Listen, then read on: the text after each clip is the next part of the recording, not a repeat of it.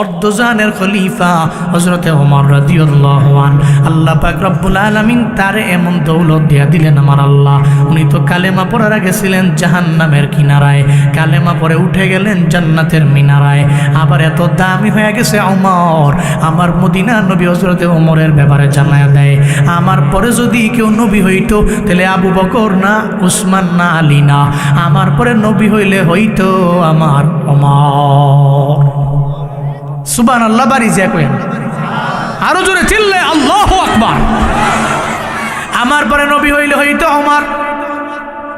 কে সে খলিফাতুল মুসলিমিন হযরতে ওমর, অর্ধজাহানের খলিফা, এত পরিমাণে দামি। হযরতে ওমরের একজন খাদেম ছিল, তার নাম ছিল আসলাম রাদিয়াল্লাহু আনহু। ছিলেন ওনার খাদেম আসলাম। বলেন হযরতে ওমর যেখানে যায়, ডানে যায়, বামে যায়, সামনে যায়, পেছনে যায়, সব জায়গায় আমি, কারণ আমি তার খাদিম। হযরতে আসলাম বলেন, আমি খলিফাতুল মুসলিমিন হযরতে ওমরের ব্যাপারে বলি, হযরতে ওমর তো এমন ছিলেন, উনি রাতের বেলা বের হয়ে যাইতেন, রাতের বেলা ঘুমাইতেন না। উনি মদিনার অলিতে গলিতে বিভিন্ন জায়গায় গিয়ে দেখতেন কোন কোন মানুষের কি কি হালাত। এটা দেখার জন্য খলিফাতুল মুসলিমিন একদিন বের হয়ে গেলেন, আমি ওনার সঙ্গে আছি। তাকায় দেখলাম হঠাৎ করে অনেক দূরে একটা ঘর দেখা যায়, ওই ঘরের মধ্যে মিটি মিটি করে বাতিও জ্বলে দেখা যায়। আমি আর হযরতে ওমর আমারে বলল, চলো আমরা ওই জায়গার মধ্যে যাই। যখন আমরা গিয়া দেখলাম ওই ঘরের মধ্যে একটা মহিলা আছে, মহিলার কিছু বাচ্চা সন্তানেরাও আছে। মহিলাটা একবার ঘরে যায়, আবার ঘর থেকে বের হয়ে যায়, একবার ঘরে যায়, আবার ঘর থেকে বের হয়ে যায়। হযরতে ওমর যায় বলে, ও মহিলা, তুমি এমন কেন করো? আমায় বলো না কেন তুমি এমন করতে লাগলা? মহিলাটা হযরতে ওমরে দেখার পরে কয়, হযরতে ওমর, আপনারা তো বড় দামি, আল্লাহ আপনাদের এই বড় সম্মানের জায়গার মধ্যে আল্লাহ নিয়ে গেল। আমরা বড় গরিব, বড় অসহায়, আমরা বড় দুর্বল, চাইলেও তো মজার খানাও তো আমরা খাইতে পারি না। আমার সন্তানদের পেটে খাবার নাই, এদের চিন্তা করে করে আমি একবার ঘরের মধ্যে যাই, আবার বের হয়ে যাই। হযরতে ওমর দেখে ওই মহিলার ঘরের মধ্যে একটা চুলার মধ্যে আগুন জ্বলতেছে আর পানি গরম করে। হযরতে ওমর বড় অবাক হয়ে গেলেন, কিরে মহিলা, তো রাত, কেন তুমি চুলার মধ্যে পানি গরম করতেছো? আমি বুঝলাম না, তুমি আমারে বলো না। মহিলা কয়, আপনারে কি বলবো দুঃখের কথা, আমার সন্তানগুলো একটু আগেও চোখের পানি ফালায়া ফালায়া কান্না করে আমার দরবারে আসছে। আয়েশা বলছে, মা পেটে ক্ষুধা, খাবার দাও। আমি তো এদের গর্বে নিয়েছি, আমি এদের কথা শোনার পরে আর নিজেকে ধরে রাখতে পারলাম না। আমি তখন সঙ্গে সঙ্গে একটা পাতিলার মধ্যে গরম পানি বসায়া দিলাম, এদের এতটুকু বুঝাইলাম তোমাদের মা একটা খাবার রান্না করবে, এজন্য পানি গরম করে। এই চিন্তা করে এরা এতক্ষণ কাঁদতে লাগলো, এখন ঘুমাইয়াও গেল। কিন্তু আমি মার তো মনে মানায় না, সন্তানের জন্য আমার চোখ দিয়ে ঘোরা ঘোরা পানি পড়ে। আমি একবার ঘরের মধ্যে যাই, আবার আমি ঘর থেকে বের হয়ে যাই, আবার ঘরের মধ্যে যাই, আবার আমি বের হয়ে যাই। খলিফাতুল মুসলিমিনের চোখ দিয়ে ঘরে ঘরে পানি। আসলাম বলি, খলিফাতুল মুসলিমিন ওমর, উনি ছিলেন বড় রাগী, কিন্তু ওনার চোখের মধ্যে পানি আমি তো পূর্বে দেখিনি। আমি তাকায়া দেখি মহিলার কথা শোনার পরে ওনার চোখের মধ্যে পানি। আমি বললাম, খলিফাতুল মুসলিমিন, আপনার চোখের জগজগার মধ্যে কেন পানি, আমায় বলেন না? হযরতে ওমর কয়, দেখো না রে আসলাম, আমার এলাকার মধ্যে এমন একটা মহিলাও আছে, সন্তানদের পেটের মধ্যে খাবার না দিয়া চোখ দিয়া ঘোরা ঘোরা পানি পড়ে। আল্লাহর দরবারে আমি কি হিসাব দিব? আসলাম, আমায় বলো না। ও আসলাম, আয় আমরা সবাই রাজকুশে যাই। আমি যাইয়া ওখান থেকে এই মহিলার জন্য কিছু মাল আমি মহিলার জন্য আমি নিয়ে আসবো, আমার সঙ্গে চলো না?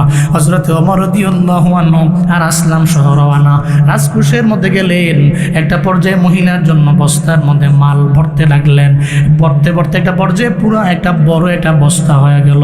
হযরতে আসলাম তো কাঁধে নিবে, কাঁধে নেওয়ার জন্য বস্তাটাকে বলে, ও খলিফাতুল মুসলিমিন ওমর, এখন আপনি আমার কাঁধে দিয়ে দেন, আমি আপনার খাদেম, এটা নিয়ে মহিলার বাড়ির মধ্যে আমি চলে যাব। হযরতে ওমর কয়, না না ওরে আসলাম, আমি তোমার কাঁধের মধ্যে এই বস্তা দিতে পারি না, এই পুরাটা বস্তা তুমি নিজে আমার কাঁধে উঠায়া দাও। আরো জোরে আল্লাহু আকবার।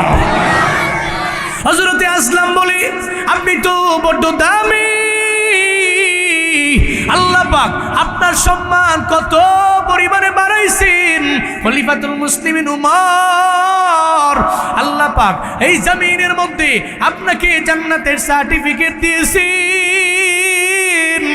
আপনার কাঁধের মধ্যে আটার বস্তা আল্লাহ মানতে পারবে না। হযরতে ওমর কয়, ও আসলাম, হাসরের ময়দানে আল্লাহ যদি বলে, ওমর দাঁড়াও, তুমি তো তোমারে তো আমি আল্লাহ অর্ধ জাহানের খলিফা বানাইলাম, ও ওমর রে, তুমি তো তোমার এলাকার মধ্যে মানুষগুলোর খোঁজখবর নিতে পারলা না, ওই গরিবের খোঁজখবর তুমি নিতে পারলা না, গরিবের পেটের মধ্যে খাবার নাই, একটা বারের জন্য এদের খোঁজখবর কেন নেও নাই? হাসরের ময়দানে আল্লাহ আমার জান্নাত থেকে ফিরাইয়া আমার জান্নাতের হাতের যেটা সার্টিফিকেটটা এটা নিয়ে যায় আমার ধমক দিয়া জাহান্নামের মধ্যে আল্লাহ ঢুকিয়ে দিতে পারে। আমি সাহাবীর জন্য আমি বড়াই করি না, আমি জান্নাতি মানুষের জন্য আমি বড়াই করি না রে। আল্লাহ চাইলে যে কোনো সময় তো আমার জাহান্নামের মধ্যে নিক্ষেপ করতে পারে আমার আল্লাহ। ও আসলাম, না না, আমি তো রাই, আমি তো জমিনের মধ্যে বিচারক, আল্লাহ তো আমার নেতা বানাইলো, আসলাম তোমারে বানায় নাই, তুমি তোমার কাঁধের মধ্যে নিও না, তুমি বস্তাটা আমার কাঁধের মধ্যে উঠায় দাও। খলিফাতুল মুসলিমিনের কাঁধের মধ্যে বস্তা উঠায় দিল। হযরতে আসলাম কয়, এরপরে আমরা রওনা হয়ে গেলাম। খলিফাতুল মুসলিমিনের কাঁধে বস্তা লইয়া মহিলার দরবারে যায়, কয়, মহিলা আমারে ক্ষমা করে দাও, আমারে মাফ করে দাও, সময় মতো তোমার দরবারে আমি আসতে পারলাম না, আমি তোমার দরবারে এই খাবারগুলো আমি সময় মতো আনতে পারলাম না।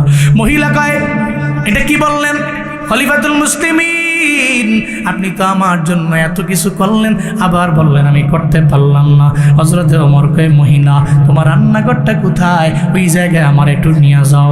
যখন খাবারগুলো নিয়ে উনি নিজেই রান্নাঘরের মধ্যে চলে গেলেন। সুবহানাল্লাহ, জোরে কয় না। মহিলা কয়, আপনি না, রান্না করব আমি, যান আপনি এই জায়গা থেকে। হযরতে ওমর বলে, আমি এই জায়গা থেকে যাব না, বরং রান্না আমি নিজেই করব। তোমার সন্তানদের ঘুম থেকে জাগাও, একটু পরে এদের জন্য খাবার রেডি হবে, এদের মুখের মধ্যে খাবার দিব আমি ওমর। রান্না করতে লাগলেন নিজেই। মহিলা পাশে বসা, হযরতে ওমর নিজে নিজে রান্না করতে লাগলেন। আসলাম রাদিয়াল্লাহু আনহু বলে, খলিফাতুল মুসলিমিনরে দেখলাম উনি রান্না করলেন, রান্না শেষ করলেন, এরপরে খাবারগুলোকে সুন্দর করে সাজাইয়া উনি ডাকলেন। মহিলাও আসলো, এবার মহিলার বাচ্চারাও আসলো। ওই মহিলারে, আমি জানি আমার হক পরিপূর্ণ আদায় হয় নাই, আমি তোমার জন্য কিচ্ছু করতে পারি নাই, এরপর আমি রান্না করলাম, ধরো তোমার সন্তানগুলোর আমি খাওয়াইয়া এরপরে আমি বিদায় নিয়ে চলে যাব। তবে মহিলা, হাসরের ময়দানে আল্লাহর দরবারে তুমি আমার নামে বিচার দিও না, তুমি যদি আমার নামে বিচার দাও আমার জান্নাতটা হারাম হইয়া জাহান্নামটা আমার জন্য ওয়াজিব হয়ে যাবে। আমি আল্লাহর দরবারে কিভাবে দাঁড়াবো, আমি আল্লাহর দরবারে কিভাবে হিসাব দিব আমার জানা নাই রে মহিলা। ওই মহিলা কয়, খলিফাতুল মুসলিমিন ওমর, আপনি আমার জন্য যা করলেন আপনি তো অনেক বেশি করে ফেললেন আমার জন্য, আমাকে রান্না করতে দেন নাই, আপনি নিজেই তো রান্না করতে গেলেন।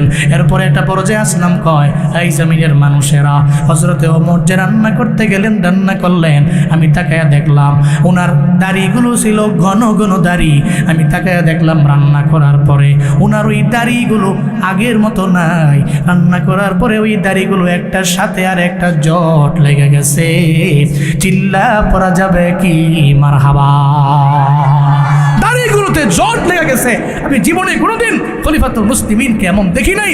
উনি নিজে রান্না করছে, তো রান্না করার সময় মাটির চুলায় রান্না করলে তো ধোঁয়া আসে, ধোঁয়ার কারণে ওনার দাড়িগুলো ছিল ঘন ঘন, ওই ধোঁয়ায় দাড়িগুলো একটা দাড়ির সাথে আরেকটা দাড়ির জট লেগে গেছে। একটা বারের জন্য উনি জীবনে আফসোস করেন নাই আমি কেন দাড়িতে জট লাগাইলাম। আল্লাহু আকবার। ইন্নাল্লাযীনা আমানু ওয়া আমিলুস সলিহাতি কানাত লাহুম জান্নাতুল ফিরদাউসি নুজুলা খালিদিনা ফিহা লা ইয়াবগুনা আনহা হিওয়ালা। আল্লাহ পাকের জন্যই বলেন ঈমান আর নেক আমল করনেওয়ালার জন্য আমি আল্লাহ জান্নাত বানাইলাম। যেই বান্দা ঈমানদার, ঈমানের পরে নেক আমলের লাইনে যেই বান্দা আগায় গেল, এই দুইটা গুণের কারণে আমি আল্লাহর জান্নাতের মধ্যে ঢুকাবো। তবে জান্নাতের স্তর আছে 8টা, জান্নাতের দরওয়াজা 8টা। কোন দরওয়াজা দিয়ে আল্লাহ পাক রব্বুল আলামিন ঢুকাইবেন? আল্লাহ বলে, ও বান্দা, ঈমান আর নেক আমল করনেওয়ালার জন্য আমি আল্লাহ জান্নাতুল ফিরদাউস বানাইলাম, আর তোমার ঠিকানা হবে জান্নাতুল ফিরদাউস। চিল্লায় পড়া যাবে কি সুবহানাল্লাহ? আল্লাহ পাক বলেন, শর্ত তুমি দুইটা গুণে নিজেরই গুণান্বিত বানায় নাও। নাম্বার 1 হলো ঈমান, আর নাম্বার 2 হলো আমল। ঈমান আর আমলের বিনিময়ে জান্নাত মিলে। ঈমান ছাড়া আমল ছাড়া জান্নাত মিলানো যায় না। ঈমানের বিনিময়ে জান্নাত। ঈমান নামক এটিএম কার্ডের পিন নাম্বার নিয়ে আগাও, দেখবে যেতে যেতে একটা জায়গায় গেলে পাওয়া যাবে এটিএম বুথ। ওই এটিএম কার্ডটা নিয়ে ওই বুথের মধ্যে ঢুকলেই তো টাকা পাওয়া যাবে, কারণ হাতে কার্ডও আছে, পিন নাম্বারও আছে। মনের যত আশা আছে সব আশা ওই বুথের মধ্যে গেলে পূরণ হয়ে যাবে। আল্লাহ কয়, ও গোলাম, তুমি ইসলাম নামক কার্ড নিয়া, ঈমান নামক পিন নাম্বার নিয়া সিরাতুল মুস্তাকিমের লাইনে আগায় যাও। মনে রাখবা, এর বিনিময়ে তো আমার আল্লাহ তোমারে জাহান্নামে পাঠাবে না। আল্লাহর ওয়াদা, এর বিনিময়ে এর এই পথের লাশ মাথায় গেলে দেখবা ওই জায়গায় জান্নাত রেডি। এর মানে দুইটা গুণের বিনিময়ে তুমি জান্নাতি। ঘোষণা আমার না, চিল্লা বলেন ঘোষণা কার? এই জন্য মুমিনের কাছে ঈমান বড় দামি। সারা দুনিয়া যদি তার হাতে আইনা দাও, ও বলবে সারা দুনিয়ার এক সাইডে রাখো, আর আমার ঈমানটারে তুমি আরেক সাইডে দাও, আমার ঈমানের পাল্লা তো ভারী হয়ে যাবে। সারা দুনিয়া একদিকে, ঈমান আর একদিকে। জন্য মুমিনের কাছে ঈমান বড় দামি। সম্পদ দামি না, দুনিয়ার মোহ বড় দামি না। ও চিন্তা করে ঈমান নিয়ে মরতে পারলেই তো রবের জান্নাত। এই জন্য মুমিনেরা চিন্তা করে, আল্লাহ আল্লাহ বলতে বলতে যদি হয় আমার মরণ, ইনশাল্লাহ বলে যদি হয় আমার মরণ, তাহলে তো আমার আল্লাহ আল্লাহ বইলা মরলেও জান্নাত। আল্লাহু আকবার। এই জন্যই মুমিন চিন্তা করে আমার জীবনের শেষ শব্দটা যাতে হয় আমার আল্লাহ। আমার এই জমিনের মধ্যে আমার জবান থেকে শেষ শব্দটা যাতে হয় আমার কালিমা আলহামদুলিল্লাহ, আল্লাহু আকবার, ইনশাআল্লাহ। এটা বইলা যদি মইরা যাও, তাহলে মইরাও তো বান্দার শান্তি। কারণ তুমি তো কোনো ব্যক্তির নাম বইলা মরলা না, কোনো দলের স্লোগান দিতে গিয়ে মরলা না।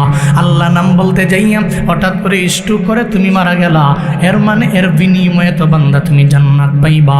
আর এই মরণটাও তো সুন্দর মরণ হয়ে যাবে। আজকে আসার সময় দেখলাম জামাতের একজন আমির কুষ্টিয়া জেলার বক্তব্য দিচ্ছেন। দেওয়ার সময় উনি ইনশাআল্লাহ বললেন, সঙ্গে সঙ্গে ওই বক্তব্য দেওয়ার সময় জমিন থেকে বিদায় নিয়ে চলে গেল। ওনার জীবনের সর্বশেষ শব্দ ইনশাআল্লাহ। এ কেমন ভালো লেভেলের মরণ! ইনশাআল্লাহ বলল, জমিন থেকে বিদায় নিয়ে চলে গেল। খুশনসিব তার রবের দরবারে গিয়া বলতে পারবে, আল্লাহ আমার জমিনের মধ্যে আমার সর্বশেষ আমার জবান থেকে বের হয়েছে ইনশাআল্লাহ। কোনো ব্যক্তির নাম বের হয়ে মারা যায় নাই, দুনিয়ার কোনো ব্যক্তির বদনাম করতে গিয়েও মারা যায় নাই, বরং ইনশাআল্লাহ বইলাই তো মারা গেল। উনি জামাতের হোক, বিএনপির হোক, অথবা জাতীয় পার্টির হোক, যারই হোক, কিন্তু ব্যক্তি যদি মুসলমান হয় আর তার জবান দিয়া যদি জীবনের শেষ মুহূর্তে বের হয় আল্লাহ, ওর জবান দিয়া যদি জীবনের শেষ মুহূর্তে বের হয় আমার নবীর নাম, ওর জবান দিয়া যদি জীবনের শেষ মুহূর্তে বের হয় আলহামদুলিল্লাহ, ওর জবান দিয়া যদি জীবনের শেষ মুহূর্তে বের হয় আল্লাহু আকবার, আমার কাছে মনে হয় ওর মরণটা ভালো। কারণ আল্লাহ নাম বইলা মইরা গেলে আল্লাহ তোর জাহান্নামে দিতে পারে না। আমার কাছে মনে হয় আল্লাহ তারে ক্ষমা করে জান্নাতে দিতে পারে কি পারে না?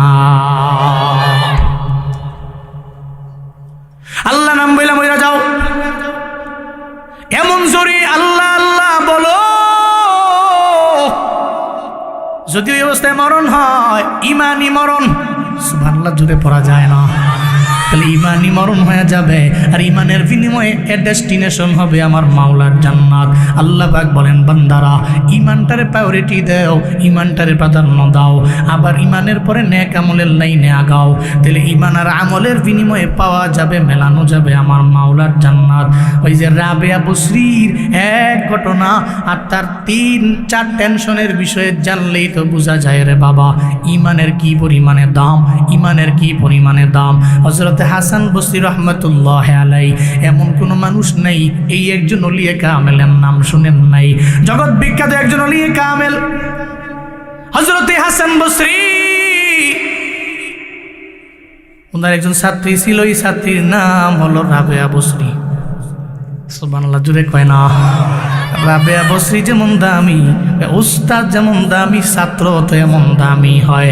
উস্তাদ যেমন দামি, ছাত্রীও তো বড় দামি হবে। রাবেয়া বসরি একদিন হাসান বসরিকে প্রশ্ন করলেন, উস্তাদ আমার মনের মধ্যে গেলে চিন্তা ঘুরে। প্রশ্ন করার আগে হাসান বসরি বললেন, রাবেয়া তোমার আখলাক বড় সুন্দর, এই সুন্দর আখলাক দেখে আমি মুগ্ধ হয়ে গেলাম। আমি তোমাকে বিবাহ করতে চাই, বিবাহ বন্ধনে আমি তোমার সঙ্গে আবদ্ধ হতে চাই। এমন একজন নারী যদি আমার ঘরের মধ্যে থাকে, যেই নারী অন্যায় করে না, খারাপ ব্যবহার করে না, খারাপ আচরণ করে না, বেপরদায় চলে না, তাহলে ওই ঘরের মধ্যে রহমত থাকবে কি থাকবে না? এমন একজন দামি নারী। হাসান বসরি কয়, রাবেয়া তোমায় আমি বলি, আমি তোমার সঙ্গে বিবাহ বন্ধনে আবদ্ধ হব। কয়, তাইলে বিবাহ বন্ধনে আবদ্ধ হবেন, আমার 4টা টেনশন আপনি দূর করেন, এরপরে আপনার স্ত্রী কইরা আপনি আপনার ঘরের মধ্যে আমার নিতে পারেন। কয়, বলো না। উনি বলতে লাগলেন, নাম্বার 1 প্রশ্ন, আমার মনের মধ্যে টেনশন, আর এই শর্তটাও মানা লাগবে আপনার। ও আমার উস্তাদ হাসান বসরি, আমায় বলেন না, আমার মরণটা কি ইমানের মরণ হবে কি হবে না, এই ব্যাপারে আমি জানবার চাই। আমার মরণ কি ইমানের মরণ হবে কিনা? মনের মধ্যে আমার এই চিন্তা, ইমানের মরণ যদি আমার না হয়, তাহলে কবরের মধ্যে গিয়া তো আমার কবর জাহান্নামের গর্ত হয়ে যাবে। সারা জিন্দেগি লাগে আমি আমল করলাম, শেষ মুহূর্তে আমার ইমানের মরণ হলো না, তাহলে তো আমার কোনো দামও নাই, রবের দরবারে আমার কোনো দাম নাই। আমি সফল মরণ আমার হলো না, আমি জমিনের মধ্যে সফল একজন ব্যক্তি হয়ে কবরের মধ্যে যেতে পারলাম না। হাসান বসরি কয়, রাবেয়া রে, এমন এক প্রশ্ন তুমি আমারে করলা, আমার নিজেরই তো জানা নাই আমার মরণটা কি ইমানের মরণ হবে কি হবে না। কারণ হাসান বসরি তো এমন ওলিয়ে কামেল ছিলেন, এদের ভিতরে তাকওয়া ছিল আমার আল্লাহর। আর বর্তমান জামানে এমন পীরও আছে, নিজের অনেক এমন পরিমাণে এমন বড় পেট দাবি করে, কোনো একটা ব্যক্তি যাওয়ার পরে কয়, তোমার নামাজ লাগবে না, রোজা লাগবে না, আমল লাগবে না, তুমি খালি আমার অনুসরণ করে রাখায়া যাও। মনে রাখবা, আমার অনুসরণ করলে আমি তোমারে পার কইরা পুলসিরাত পার কইরা জান্নাতের মধ্যে নিয়ে যাব। এমন ভণ্ড পীর আছে না না? কয়, আমার দরবারে মুরিদ হও, নামাজ লাগবে না। হাসান বসরি কয়, রাবেয়া রে, শুনো, আমারই তো কোনো বেল নাই, ইমান নিয়ে আমি মরতে পারবো কি পারবো না জানা নাই, এই বিষয়ে আমি জানি না। ইমানের সাথে আমার মরণ হবে কি হবে না এই চিন্তা তো আমার ভিতরে। আমি তোমার ব্যাপারে কি বলবো, তুমি ইমান নিয়ে মরতে পারবা কি পারবা না আমার তো নিজেরই জানা নাই, তোমারটাও তো আমি জানি না। কারণ ইমানই মরণ তো বড় একটা দামি সম্পদের নাম রে বাবা। এই জন্য তো বলি সবসময় এটা মনে করেন না আমার মতো বড় আলেম কেউ নাই, আমার মতো বড় আমল করনেওয়ালা কেউ নাই। আমি যেই দল করি ওই দলই সারা পৃথিবীর মধ্যে সবচেয়ে হক দল। আমি যে পীরের মুরিদ হয়ে গেলাম ওই পীরই আমার দামি পীর। জমিনের মধ্যে সব আমার সারা ভণ্ড। বরং আল্লাহর দরবারে বলেন আল্লাহ আমার মরণ যাতে ইমানের উপরে হয়, ইসলামের উপরে হয়। কারণ কোন সময় জানি হিদায়াতের লাইনটা আমার থেকে দূরে সরে যায়। হিদায়াতের লাইন থেকে দূরে সরে গেলে আমার মরণটা তো ইমানের মরণ হবে না। মুফতি মাসুদ নামের একটা সেকুলার আছে, নাস্তিক আছে, বাংলাদেশি বংশোদ্ভূত, লাগাইছে আমার মুফতি, আসলেও মুফতি। মুফতি মসজিদে নামাজ পড়াইছে বহুদিন, মাদ্রাসায় খেদমত করছে, হুজুর, পুরো হুজুর। সার্চ করো আজকে যুবকরা গিয়ে ইউটিউবে মুফতি মাসুদ সার্চ করো, মুফতি মাসুদ ছিল হুজুর, দাড়ি ছিল এত বড়, টুপি মাথায় দিয়া মসজিদে নামাজ পড়ায়, মাদ্রাসায় দর্শের কিতাব নিয়ে দর্শ দেয়, তোলা আবার সামনে রেডি। এমন অবস্থা থেকেও আল্লাহ পাক হিদায়াত নামক দৌলতটা কেড়ে নিয়ে গেছে। এখন এই দাড়ি কামায়া নাস্তিক হয়ে গেছে, প্রতিদিন আল্লাহ রাসূলকে গালি দেয়। নাউজুবিল্লাহ, জুড়ে পড়বেন না। তো সে মুফতি, আল্লাহ কয় হিদায়াত নামক দৌলতটা তার কাছ থেকে আমি নিয়ে গেছি। এই জন্য আপনি এত পণ্ডিতি করেন, চিন্তা করেন যে আরে আমার যে দল, এই দলের চাইতে পৃথিবীতে কোনো হক দল নাই। আমার যে দরবার, এই দরবারের চাইতে পৃথিবীতে আর কোনো দামি দরবার নাই। এটা আপনার মনের চিন্তা হতে পারে, কিন্তু না, যেদিন আপনি মারা যাবেন, ফজরের নামাজের সময় মারা যাবেন, নামাজের 2 ঘন্টা পরে আপনার মরণ হবে, কিন্তু আপনার জানা নাই। আপনার মরণের 2 ঘন্টা আগে ফজরের নামাজ, তখনও ওই নামাজ আপনার জন্য ফরজ নাকি নফল? জোরে বলেন, ফরজ নাকি নফল? আপনার ইন্তেকালের 2 ঘন্টা আগে ফজরের নামাজ পড়া লাগবে, 2 রাকাত ফরজ নামাজ। আপনি যদি কন আমি নামাজ পড়বো কিন্তু সূরা ফাতিহা পড়বো না, তাহলে হবে নাকি? হবে। সূরা ফাতিহা ছাড়া নামাজ হয় না। ইন্তেকাল আপনার ফজরের নামাজের 2 ঘন্টা পর, ফজরের নামাজের মধ্যে সূরা ফাতিহা না পড়লে নামাজ হয় না। ওই জায়গায় এমনি সূরা ফাতিহার মধ্যে বললেন ইহদিনাস সিরাতাল মুস্তাকিম। আল্লাহ আমি সহজ সরল সঠিক পথে ছিলাম কি ছিলাম না, এই ব্যাপারে জানি না। ইহদিনাস সিরাতাল মুস্তাকিম, আপনার মরণের 2 ঘন্টা আগেও আপনি সূরা ফাতিহায় বলছেন আল্লাহ তুমি আমাকে সহজ সরল সঠিক যে পথ, যে পথটা সিরাতাল মুস্তাকিমের পথ, ওই পথে তুমি আমাকে প্রদর্শন করো, ওই পথটা তুমি আমারে দেখাও। তাহলে আপনি নামাজে বললেন এক, নামাজ থেকে বের হয়ে যায় এখন যে যেই দল আমি করি পৃথিবীর সমস্ত দল বাতিল, খালি আমারটাই হক। কেমন হয়ে গেল না? আপনি নামাজে বললেন এক, যা বাহিরে যায় ভাবসাপ নিয়ে করলেন আরেক। এই জন্য পণ্ডিতি করা যাবে না যে আমি যা করি তাই সত্য এবং আমি যা আমল করি এর মাধ্যমেই জান্নাত। না, আল্লাহ কাকে কোন সময় কোন লাইনে নিয়ে যায় আল্লাহ ছাড়া পৃথিবীর কোনো ব্যক্তি জানে। কিন্তু আমরা দোয়া করি আল্লাহ আমাদের প্রত্যেককে তুমি সিরাতাল মুস্তাকিমের পথে পরিচালিত করো। জোরে পড়েন আমিন। আল্লাহ মৃত্যু পর্যন্ত তুমি ঈমান আর ইসলামের উপরে ইস্তেকামত রাখো, অটুট রাখো। চিল্লায় পড়েন আল্লাহুম্মা আমিন। ঈমান অবস্থায় মরলে আপনি জান্নাতি। ঈমান নিয়ে মরে গেছেন, আমল করছেন, এই গুণের কারণে আপনি জান্নাতি। খায়বারের যুদ্ধ, সে যুদ্ধে হযরত মুহাম্মদ সাল্লাল্লাহু আলাইহি ওয়াসাল্লাম উনি লিডার ওই যুদ্ধের ময়দানে গেলেন, তাবুও গাড়লেন। মদিনার নবী একটা তাবুর মধ্যে আমার নবী আশ্রয় নিলেন। অন্যান্য সব সাহাবায়ে কেরামেরা রাতের বেলা বের হয়ে ঘুরতে লাগলো। একটা রাখাল ঢুকে গেল হঠাৎ করে, ইহুদিদের রাখাল। সাহাবীদের সাথে মুলাকাত। এই সাহাবীরা, তোমরা যে আসছো খায়বারের প্রান্তরে যুদ্ধ করার জন্য, তোমাদের লিডারের সাথে আমি মুলাকাত করতে চাই। রাখাল বলে তোমাদের লিডারকে, তোমাদের নেতাকে আমি মোলাকাত করব। যখন সাহাবায়ে কেরাম বলে ইহুদিরে ওই যে দেখো না ছোট্ট সাধারণ একটা তাঁবু দেখা যায়, ওই তাঁবুর ভিতরেই আছে আমাদের লিডার, আমাদের নেতা, আমাদের নবী মুহাম্মাদুর রাসূলুল্লাহ। চিল্লায় পড়া যাবে কি মারহাবা। ইহুদিকে আমি গরিব বলে মজা করলাম, আমি বড় গরিব এই জন্য মজা করলা। নেতারা বুঝি এমন তাঁবুর মধ্যে থাকে, মজা করলা নাকি আমার লগে? তুমি চিন্তাও করতে পারো না, আমাদের নেতা হলো ইসলামের নেতা, মুসলমানদের নেতা। আমাদের যারা লিডার হয় এরা হয় ইমামে আদেল, এরা আদালত কায়েম করতে জানে, ইনসাফ কায়েম করতে জানে, এরা সবার বেলায় সমতা বজায় রাখে। এদের প্রজারা যেন ঘুমায়, এরাও তো ওই জায়গার মধ্যে ঘুমায়। আমার দেশের ইন ফিউচারের লিডারেরা যদি আমার প্রজাদের কথা চিন্তা করে নির্বাচন করে, আল্লাহর কসম করে বলতে পারি যদি 5টা বছর চালাইতে পারে, প্রজারা যেমনে বলে সেমনে মাইনা, প্রজারা যেমনে চলে সেভাবে চইলা, নিজের মতো না কইরা প্রজাদের কথা চিন্তা কইরা দেশের কথা চিন্তা কইরা যদি দেশটা চালাইতে পারে, খোদার কসম করে বলে যায় আমার দেশ 5 বছরের মধ্যে সোনায় ভরপুর হয়ে যাবে, ঠিক কিনা? এটা ইমামে আদেলের দ্বারা সম্ভব।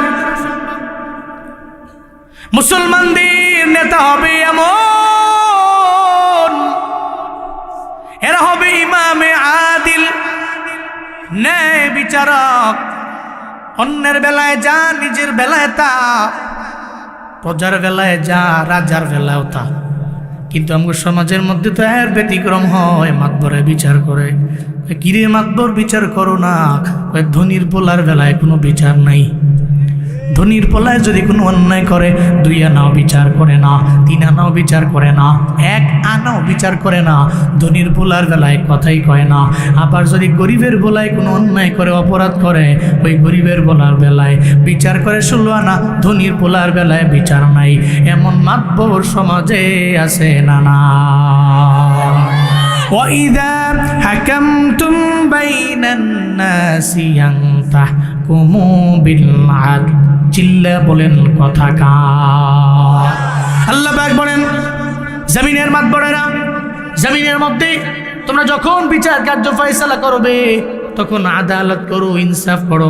প্রজার বেলায় যা করো তোমার বেলাও তা করো। একটা গরিবের বেলায় যা করো ধনীর ছেলের বেলাও তা করো। কারণ এই সমতা যদি বজায় রাখতে পারো ফায়দা হলো হাসরের ময়দানে যেদিন আরশে মুআল্লার ছায়া সারা জমিনের মধ্যে আর কোনো ছায়া থাকবে না।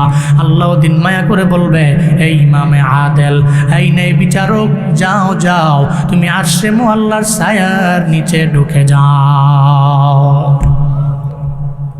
এমন হওয়া লাগবে মুসলিমদের নেতা। মদিনার নবী ছিলেন যেমন লিডার, আবার খলিফাতুল মুসলিমিন হযরতে ওমর রাদিয়াল্লাহু আনহু ছিলেন যেমন লিডার।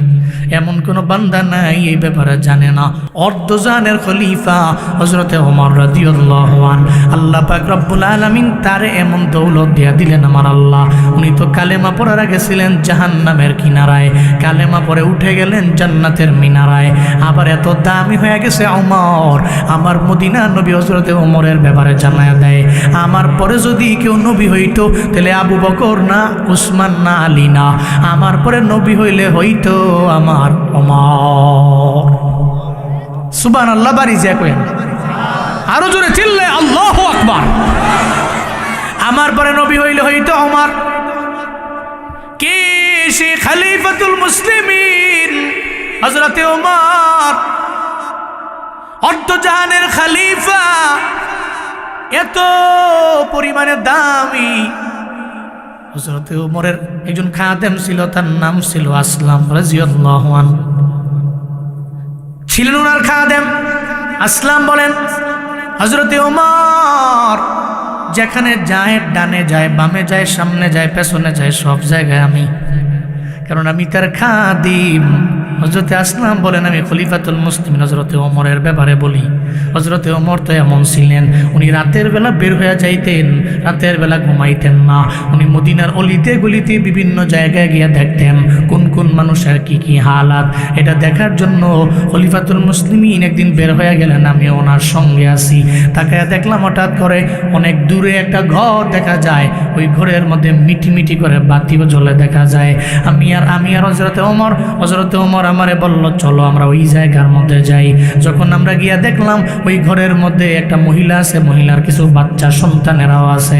মহিলাটা একবার ঘরে যায় আবার ঘর থেকে বের হয়ে যায়, একবার ঘরে যায় আবার ঘর থেকে বের হয়ে যায়। হযরতে ওমর যায় বলে, ও মহিলা, তুমি এমন কেন করো? আমায় বলো না কেন তুমি এমন করতে লাগলা? মহিলাটা হযরতে ওমরে দেখার পরে কয়, হযরতে ওমর, আপনারা তো বড় দামি, আল্লাহ আপনাদের এই বড় সম্মানের জায়গার মধ্যে আল্লাহ নিয়ে গেল। আমরা বড় গরিব, বড় অসহায়, আমরা বড় দুর্বল, চাইলেও তো মজার খানাও তো আমরা খাইতে পারি না। আমার সন্তানদের পেটে খাবার নাই, এদের চিন্তা করে করে আমি একবার ঘরের মধ্যে যাই আবার বের হয়ে যাই। হযরতে ওমর দেখে ওই মহিলার ঘরের মধ্যে একটা চুলার মধ্যে আগুন জ্বলতেছে আর পানি গরম করে। হযরতে ওমর বড় অবাক হয়ে গেলেন, কিরে মহিলা, তো রাত, কেন তুমি চুলার মধ্যে পানি গরম করতেছো? আমি বুঝলাম না, তুমি আমারে বলো না। মহিলা কয়, আপনারে কি বলবো দুঃখের কথা, আমার সন্তানগুলো একটু আগেও চোখের পানি ফালায়া ফালায়া কান্না করে আমার দরবারে আসছে। আয়েশা বলছে, মা পেটে ক্ষুধা, খাবার দাও। আমি তো এদের গর্বে নিয়েছি, আমি এদের কথা শোনার পরে আর নিজেকে ধরে রাখতে পারলাম না। আমি তখন সঙ্গে সঙ্গে একটা পাতিলার মধ্যে গরম পানি বসায়া দিলাম, এদের এতটুকু বুঝাইলাম তোমাদের মা একটা খাবার রান্না করবে, এজন্য পানি গরম করে। এই চিন্তা করে এরা এতক্ষণ কাঁদতে লাগলো, এখন ঘুমাইয়াও গেল। কিন্তু আমি মার তো মনে মানায় না, সন্তানের জন্য আমার চোখ দিয়ে ঘোরা ঘোরা পানি পড়ে। আমি একবার ঘরের মধ্যে যাই, আবার আমি ঘর থেকে বের হয়ে যাই, আবার ঘরের মধ্যে যাই, আবার আমি বের হয়ে যাই। খলিফাতুল মুসলিমিনের চোখ দিয়ে ঘরে ঘরে পানি। আসলাম বলি, খলিফাতুল মুসলিমিন উমর, উনি ছিলেন বড় রাগী, কিন্তু ওনার চোখের মধ্যে পানি আমি তো পূর্বে দেখিনি। আমি তাকায়া দেখি মহিলার কথা শোনার পরে ওনার চোখের মধ্যে পানি। আমি বললাম, খলিফাতুল মুসলিমিন, আপনার চোখের জগজগার মধ্যে কেন পানি, আমায় বলেন না। হযরতে ওমর কয়, দেখো না রে আসলাম, আমার এলাকার মধ্যে এমন একটা মহিলাও আছে, সন্তানদের পেটের মধ্যে খাবার না দিয়া চোখ দিয়া ঘোরা ঘোরা পানি পড়ে। আল্লাহর দরবারে আমি কি হিসাব দিব? আসলাম, আমায় বলো না। ও আসলাম, আয় আমরা সবাই রাজকুশে যাই। আমি যাইয়া ওখান থেকে এই মহিলার জন্য কিছু মাল আমি মহিলার জন্য আমি নিয়ে আসবো, আমার সঙ্গে চলো না। হযরতে ওমর রাদিয়াল্লাহু আনহু আর আসলাম সহ রওনা। রাজকুশের মধ্যে গেলেন, একটা পর্যায়ে মহিলার জন্য বস্তার মধ্যে মাল ভরতে লাগলেন। ভরতে ভরতে একটা পর্যায়ে পুরো একটা বড় একটা বস্তা হয়ে গেল। হযরতে আসলাম তো কাঁধে নিবে, কাঁধে নেওয়ার জন্য বস্তাটাকে বলে, ও খলিফাতুল মুসলিমিন ওমর, এখন আপনি আমার কাঁধে দিয়ে দেন, আমি আপনার খাদেম, এটা নিয়ে মহিলার বাড়ির মধ্যে আমি চলে যাব। হযরতে ওমর কয়, না না ওরে আসলাম, আমি তোমার কাঁধের মধ্যে এই বস্তা দিতে পারি না, এই পুরাটা বস্তা তুমি নিজে আমার কাঁধে উঠায়া দাও। আরো জোরে আল্লাহু আকবার। হযরতে আসলাম বলি, আপনি তো বড় দামি, আল্লাহ পাক আপনার সম্মান কত পরিমাণে বাড়াইছেন। খলিফাতুল মুসলিমিন উমর, আল্লাহ পাক এই জমিনের মধ্যে আপনাকে জান্নাতের সার্টিফিকেট দিয়েছেন। আপনার কাঁধের মধ্যে আটার বস্তা আল্লাহ মানতে পারবে না। হযরতে ওমর কয়, ও আসলাম, হাসরের ময়দানে আল্লাহ যদি বলে, ওমর দাঁড়াও, তুমি তো তোমারে তো আমি আল্লাহ অর্ধ জাহানের খলিফা বানাইলাম, ও ওমর রে, তুমি তো তোমার এলাকার মধ্যে মানুষগুলোর খোঁজখবর নিতে পারলা না, ওই গরিবের খোঁজখবর তুমি নিতে পারলা না, গরিবের পেটের মধ্যে খাবার নাই, একটা বারের জন্য এদের খোঁজখবর কেন নেও নাই? হাসরের ময়দানে আল্লাহ আমার জান্নাত থেকে ফিরাইয়া আমার জান্নাতের হাতের যেটা সার্টিফিকেটটা এটা নিয়ে যায়, আমার ধমক দিয়া জাহান্নামের মধ্যে আল্লাহ ঢুকাইয়া দিতে পারে। আমি সাহাবী এই জন্য আমি বড়াই করি না, আমি জান্নাতি মানুষ এই জন্য আমি বড়াই করি না রে। আল্লাহ চাইলে যে কোনো সময় তো আমার জাহান্নামের মধ্যে নিক্ষেপ করতে পারে আমার আল্লাহ। ও আসলাম, না না, আমি তো রাই, আমি তো জমিনের মধ্যে বিচারক। আল্লাহ তো আমার নেতা বানাইলো, আসলাম তোমারে বানায় নাই। তুমি তোমার কাঁধের মধ্যে নিও না, তুমি বস্তাটা আমার কাঁধের মধ্যে উঠায় দাও। খলিফাতুল মুসলিমিনের কাঁধের মধ্যে বস্তা উঠায় দিল। হযরতে আসলাম কয় এরপরে আমরা রওনা হয়ে গেলাম। খলিফাতুল মুসলিমিনের কাঁধে বস্তা লইয়া মহিলার দরবারে যায়, কয় মহিলা আমারে ক্ষমা করে দাও, আমারে মাফ করে দাও, সময় মতো তোমার দরবারে আমি আসতে পারলাম না, আমি তোমার দরবারে এই খাবারগুলো আমি সময় মতো আনতে পারলাম না। মহিলা কয় এটা কি বললেন খলিফাতুল মুসলিমিন, আপনি তো আমার জন্য এত কিছু করলেন, আবার বললেন আমি করতে পারলাম না। হযরতে ওমর কয় মহিলা তোমার রান্নাঘরটা কোথায়, ওই জায়গায় আমার একটু নিয়ে যাও। যখন খাবারগুলো নিয়ে উনি নিজেই রান্নাঘরের মধ্যে চলে গেলেন। সুবহানাল্লাহ জুড়ে কয় না। মহিলা কয় আপনি না, রান্না করব আমি, যান আপনি এই জায়গা থেকে। হযরতে ওমর বলে আমি এই জায়গা থেকে যাব না, বরং রান্না আমি নিজেই করব। তোমার সন্তানদের ঘুম থেকে জাগাও, একটু পরে এদের জন্য খাবার রেডি হবে, এদের মুখের মধ্যে খাবার দিব আমি ওমর। রান্না করতে লাগলেন নিজেই। মহিলা পাশে বসা, হযরতে ওমর নিজে নিজে রান্না করতে লাগলেন। আসলাম রাদিয়াল্লাহু আনহু বলে খলিফাতুল মুসলিমিনরে দেখলাম উনি রান্না করলেন, রান্না শেষ করলেন, এরপরে খাবারগুলোকে সুন্দর করে সাজাইয়া উনি ডাকলেন। মহিলাও আসলো, এবার মহিলার বাচ্চারাও আসলো। ওই মহিলারে আমি জানি আমার হক পরিপূর্ণ আদায় হয় নাই, আমি তোমার জন্য কিচ্ছু করতে পারি নাই, এরপর আমি রান্না করলাম, ধরো তোমার সন্তানগুলোর আমি খাওয়াইয়া এরপরে আমি বিদায় নিয়ে চলে যাব। তবে মহিলা হাসরের ময়দানে আল্লাহর দরবারে তুমি আমার নামে বিচার দিও না, তুমি যদি আমার নামে বিচার দাও আমার জান্নাতটা হারাম হইয়া জাহান্নামটা আমার জন্য ওয়াজিব হয়ে যাবে। আমি আল্লাহর দরবারে কিভাবে দাঁড়াবো, আমি আল্লাহর দরবারে কিভাবে হিসাব দিব আমার জানা নাই রে মহিলা। ওই মহিলা কয় খলিফাতুল মুসলিমিন ওমর আপনি আমার জন্য যা করলেন আপনি তো অনেক বেশি করে ফেললেন আমার জন্য, আমাকে রান্না করতে দেন নাই, আপনি নিজেই তো রান্না করতে গেলেন। এরপরে একটা পর্যায়ে আসলাম কয় এই জমিনের মানুষেরা, হযরতে ওমর যে রান্না করতে গেলেন, রান্না করলেন, আমি তাকায়া দেখলাম ওনার দাড়িগুলো ছিল ঘন ঘন দাড়ি। আমি তাকায়া দেখলাম রান্না করার পরে ওনার ওই দাড়িগুলো আগের মতো নাই, রান্না করার পরে ওই দাড়িগুলো একটার সাথে আর একটা জট লেগে গেছে। চিল্লা পড়া যাবে কি মারহাবা। দাড়িগুলোতে জট লেগে গেছে। আমি জীবনে কোনোদিন খলিফাতুল মুসলিমিনকে এমন দেখি নাই। উনি নিজে রান্না করছে, তো রান্না করার সময় মাটির চুলায় রান্না করলে তো ধোঁয়া আসে, ধোঁয়ার কারণে ওনার দাড়িগুলো ছিল ঘন ঘন, ওই ধোঁয়ায় দাড়িগুলো একটা দাড়ির সাথে আরেকটা দাড়ির জট লেগে গেছে। একটা বারের জন্য উনি জীবনে আফসোস করেন নাই আমি কেন দাড়িতে জট লাগাইলাম। আল্লাহু আকবার। নেতা ছিলেন, এমন নেতা, এমন লিডার। আমার দেশে এমন লিডার হলে গরিব মানুষেরা বাজারের মধ্যে গিয়ে চোখ দিয়ে গড়ায় গড়ায় পানি পড়বে, আর দ্রব্যাদির দাম দেখে বাড়ির মধ্যে ফিরবে না। এরা জীবনেও কোনোদিন কোনো মানুষের উপরে দুর্নীতি, জুলুম, অন্যায়, অপরাধ জীবনেও করবে না, যদি তারা হয় ইমামে আদিল।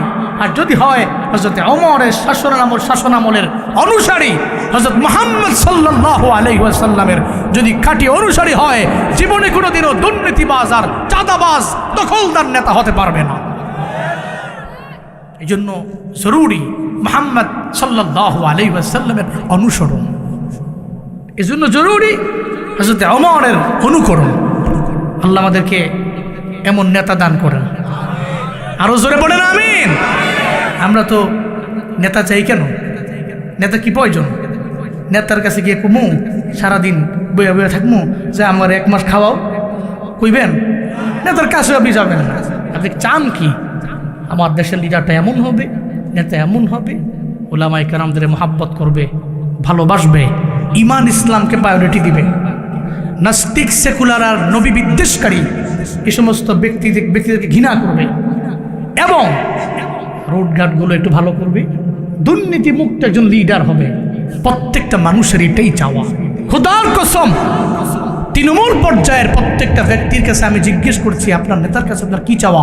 একজন ব্যক্তিও জীবনে কোনোদিন আমাকে বলেন নাই, হুজুর আমার দেশের এই লিডার হইলে, ওই নেতা হইলে আমি ওনার কাছে বসে থাকবো, 3 বেলা খাইতে পারি না, তো উনি আমার খাবার দিবে, আমি খামো। একটা লোক বলে না, বলে লিডার যে হোক হোক, আমি পরিশ্রম করি, কষ্ট করি, অন্তত পক্ষে যাতে আমার এই কষ্টগুলোর দাম সে দেয়, এতটুকু হলেই কাফি। আমি নিজে যাব, খেতে খামারে কাজ করব, আমি দিন মজুর, দিনে আনবো, দিনে খাবো, এরপর যাতে আমার দেশে দুর্নীতিবাজ যাতে না হয়।